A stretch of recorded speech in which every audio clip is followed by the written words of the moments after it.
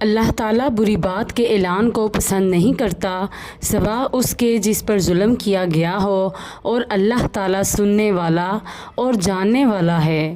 اور اللہ تعالیٰ کا فرمان ہے کہ اور وہ لوگ کہ جب ان پر ظلم ہوتا ہے تو وہ اس کا بدلہ لے لیتے ہیں۔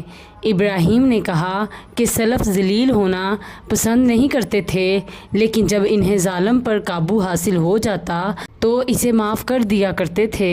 اور اللہ تعالیٰ نے فرمایا کہ اگر تم کھلم کھلا طور پر کوئی نیکی کرو یا پوشیدہ طور پر یا کسی کے برے معاملے پر معافی سے کام لو تو خداوند تعالیٰ بہت زیادہ معاف کرنے والا اور بہت بڑی قدرت والا ہے۔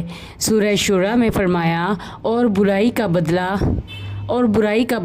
اسی جیسی برائی سے بھی ہو سکتا ہے، لیکن جو معاف کر دے اور درستگی معاملے کو باقی رکھے تو اس کا اجر اللہ تعالیٰ ہی پر ہے۔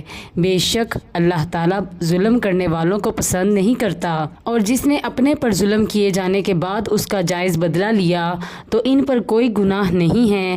گناہ تو ان پر ہے جو لوگوں پر ظلم کرتے ہیں اور زمین پر ناحق فساد کرتے ہیں، یہی ہیں وہ لوگ جن کو دردناک عذاب ہوگا۔ لیکن جس شخص نے ظلم پر صبر کیا اور ظالم کو معاف کیا تو یہ نہایت ہی بہادری کا کام ہے۔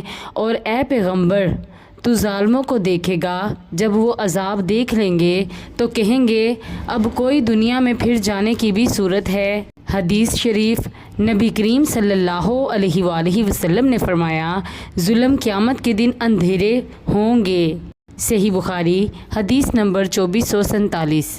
آپ صلی اللہ علیہ وآلہ وسلم نے فرمایا کہ ایک مومن دوسرے مومن کے ساتھ ایک امارت کے حکم میں ہے کہ ایک کو دوسرے سے قوت پہنچتی ہے، اور آپ نے اپنے ایک ہاتھ کی انگلیوں کو دوسرے ہاتھ کی انگلیوں کے اندر کیا۔ صحیح بخاری حدیث نمبر 2446۔